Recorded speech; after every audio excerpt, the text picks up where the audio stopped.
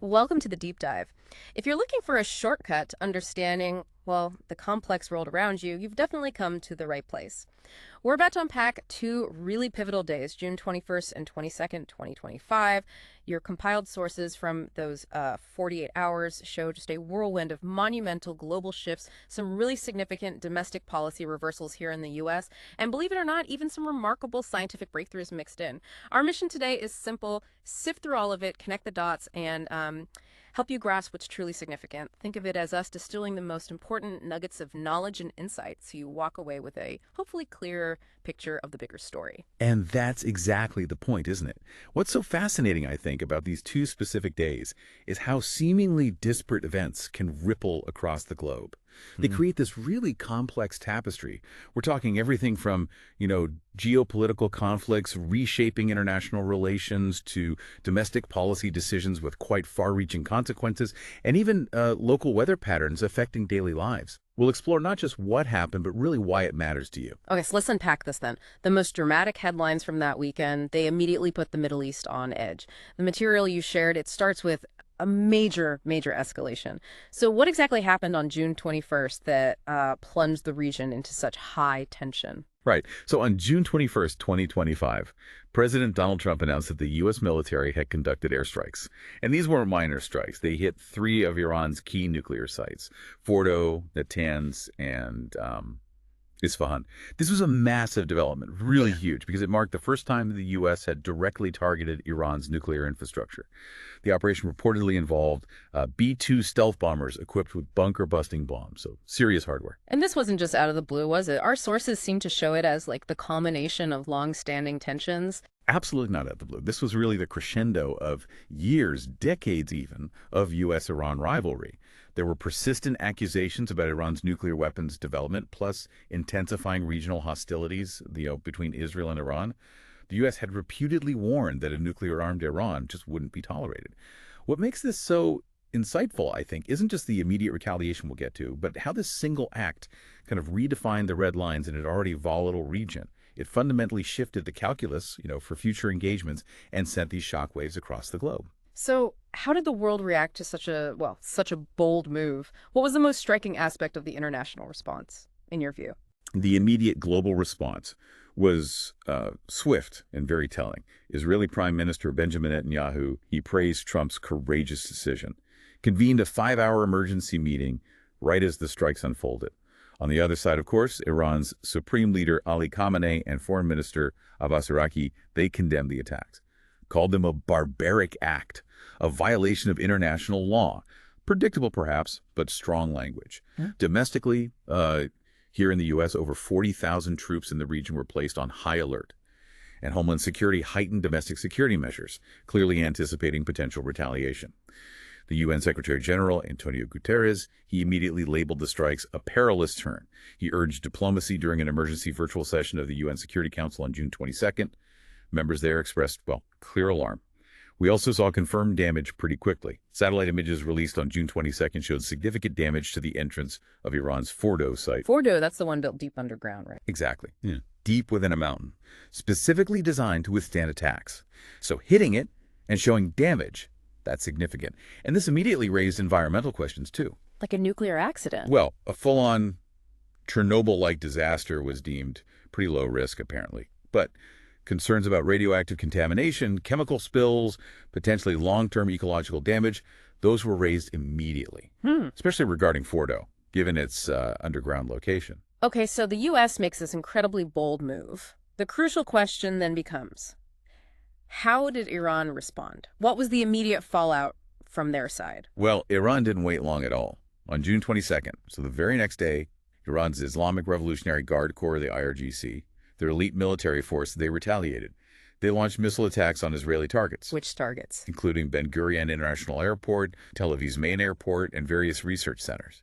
Iranian authorities confirmed they used advanced Khyber-Sheikhan missiles. Those are also known as Khorramshahr-4. And those are serious. Oh, yes. Long-range, precision-guided missiles. They're capable of reaching deep into Israeli territory.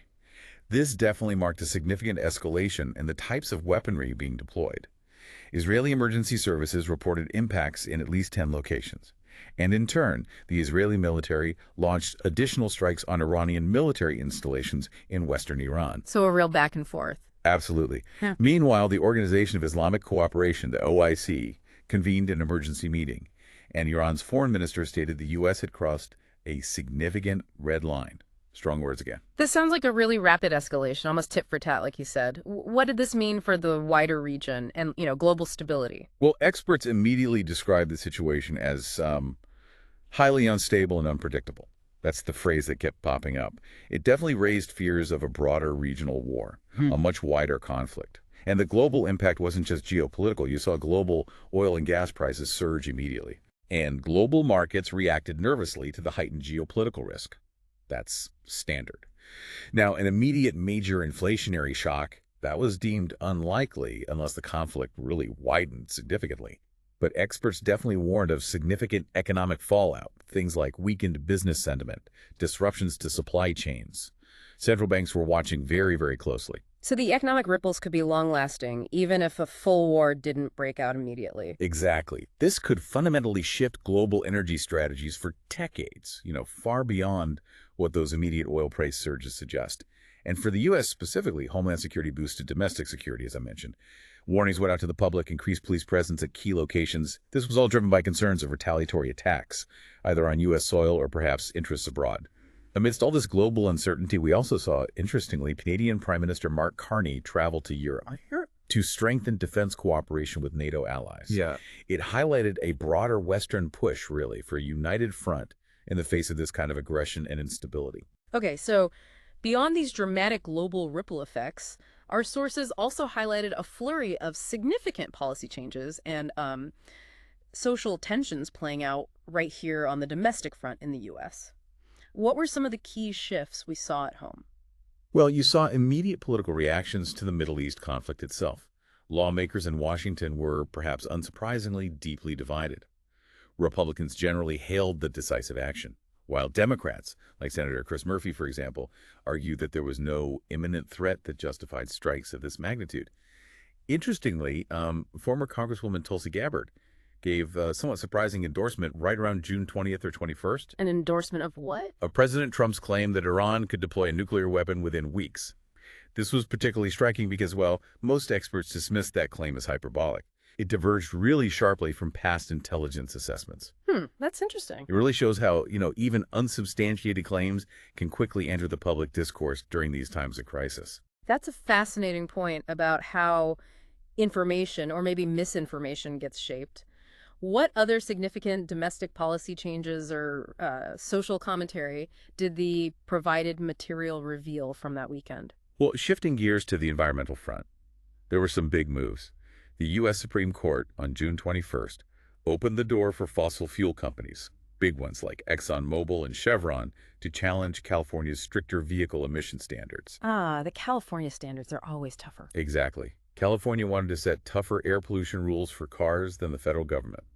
This ruling essentially means fossil fuel companies can argue, nope, the federal standard is the only one that applies. States can't go further.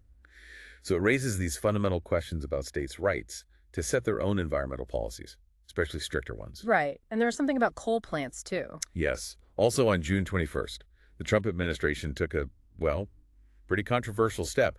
It ordered the J.H. Campbell coal-fired plant and likely the Monroe plant as well, both in Michigan, to remain operational past their planned closure dates. Wow. And those are major polluters, right? Huge. Those two plants alone account for something like 45% of Michigan's total greenhouse gas emissions. The administration justified it by saying it was necessary for energy security, but it was immediately met with legal challenges from Michigan's governor, several municipalities, and even Native American tribes. So a real clash there. Definitely. And this flurry of environmental policy reversals, especially coming so close together, it paints a clearer picture. It suggests a deliberate, kind of coordinated effort to dismantle regulations, maybe far more aggressive than isolated incidents might suggest on their own. And what about homeland security issues and other social flashpoints happening closer to home? Our sources flag some interesting developments there, too. They certainly did. The Department of Homeland Security, DHS, on June 21st, imposed new restrictions on congressional visits to detention facilities. They mandated a 72-hour notice for lawmakers. This reversed previous basically unrestricted access. And the reaction. It immediately sparked lawsuits from civil liberties groups, big concerns about transparency and oversight. Then, in Los Angeles, the Dodgers baseball team publicly denied Immigration and Customs Enforcement ICE access to their stadium parking lot during operations. This was around June 20th, 21st. The Dodgers did. Wow. Yeah. It amplified fears among Latinx communities, especially amid reports of rising ICE raids in the LA area. It became a really visible public stance against federal enforcement actions. And amidst all this political and social tension, there was also a critical warning flagged in public health that emerged around then. Indeed. Also on June 21st, health experts voiced some serious concerns. They warned about what they saw as the Trump administration's weakening of pandemic preparedness. They cited things like dismissals of independent advisors and what they call half-hearted responses to recent H5N1 bird flu and measles outbreaks, essentially pointing to a declining public health infrastructure. That definitely raises an important question for you, the listener.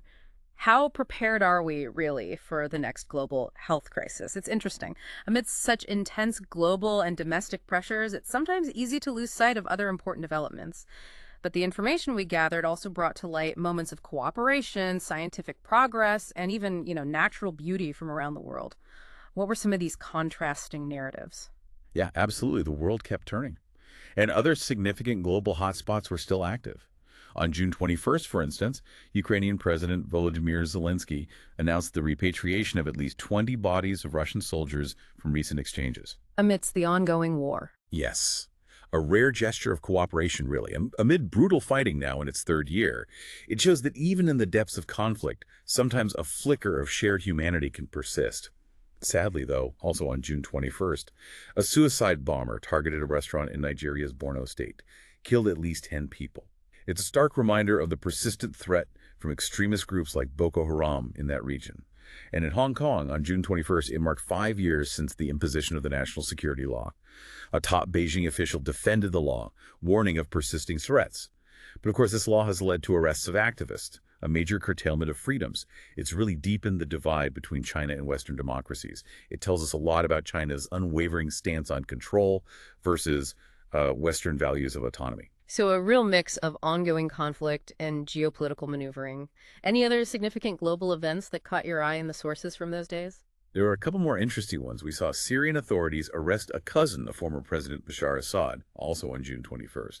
The charge was drug trafficking, specifically of the amphetamine Captagon. Captagon, that's become a huge issue there, hasn't it? Exactly. It's become a major illicit export, essentially funding parts of the Syrian regime. It really highlights that intersection of organized crime and political power in post-war Syria. And on a different note, more cooperative this time, French authorities arrested a man suspected of commissioning online pedophile crimes, but the crimes were happening in Colombia. This was also around June 21st. It was a case involving significant international law enforcement cooperation, trying to crack down on these awful cross-border child exploitation networks. It's interesting how, even amidst all this tension and conflict, there's this sort of recurring theme of seeking unity or common ground, even if it's fleeting, like the body exchange or international police work. What about moments of science, culture, or just pure human interest that stood out from June 21st and 22nd? Definitely. June 21st marked the 10th anniversary of the International Day of Yoga. It was observed globally, promoted as a symbol of renewal, unity, and maybe a tool for stress resilience, which seems pretty relevant given everything else happening. Here in the U.S., Washington, D.C. actually hosted dual parades in mid-June, spanning the 21st and 22nd. You had World Pride events overlapping with a large militaristic parade celebrating the U.S. Army's 250th anniversary. Wow, quite the contrast. Exactly. It really highlighted these divergent visions of national identity and political values in America's, well, quite polarized culture at the time. On a lighter note, June 21st also saw a giant panda cub named Mei Zhu celebrate her first birthday in China. It served as kind of a sweet reminder of shared values and interests, like conservation, that can sometimes transcend national boundaries. That's nice to hear. And what about actual breakthroughs in science or maybe shifts in our understanding of the world? Yes, some truly remarkable scientific developments came to light then. The Royal Observatory Greenwich celebrated its 350th anniversary on June 22nd. It was a commemoration of its incredible legacy. I mean, it's a pivotal institution that literally helped define global time and navigation.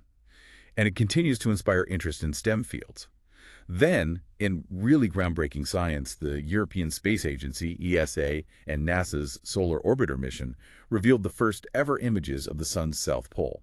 The south pole of the sun. Yes, the news broke around June 21st, 22nd, though the images were from June 11th. This is revolutionary data. It's changing our understanding of the sun's magnetic cycles. And crucially, it helps improve space weather forecasting, which is vital for protecting our satellites and power grids here on Earth. Fascinating stuff. Finally, our sources also highlighted some significant and unfortunately tragic natural events from that period. Yes. Sadly, two serious weather-related events really underscore the power and sometimes the danger of nature. A life-threatening heat wave swept across the central and eastern U.S. throughout June 2025. Over 150 million Americans were under heat alerts at one point. It caused multiple deaths, widespread power outages, and inevitably, it reignited debates about climate change and the resilience of our infrastructure. And the other event. Also, on June 21st, there was a deadly boating accident on Lake Tahoe. A sudden, violent storm capsized a boat, and at least 6 people were killed. It was a terrible tragedy that highlighted the dangers of rapidly changing weather, especially on large bodies of water, and prompted calls for improved safety protocols. A stark reminder indeed. It's truly remarkable when you step back and consider the sheer breadth of global and domestic developments packed into just those 2 days, June 21st and 22nd, 2025. From, escalating global conflicts to major scientific breakthroughs and, yes, even tragic weather events, it all seemed to come to light within such a short window. Absolutely. And if we connect all of this to the bigger picture, like we aim to, it truly shows how interconnected our world is, doesn't it? You see geopolitical tensions immediately shaping global markets. You see climate events directly affecting daily lives and sparking policy debates. You even see moments of scientific discovery shaping our future understanding and capabilities. Dissecting these events, even just from 2 days, really helps us understand the layers of influence at play and maybe spot the common threads that run through them. Well, thank you for joining us on this deep dive into the material you provided covering those intense 48 hours. And perhaps this raises an important question for you, listening right now. How do these seemingly disparate events, from the Middle East strikes and the Supreme Court ruling to the panda's birthday and the solar images, how do they highlight these underlying global trends? Things like escalating geopolitical rivalries, climate change, the ongoing struggle for civil liberties. Yeah, What common threads might you discover when you connect them in your own understanding? something to think about. Until next time.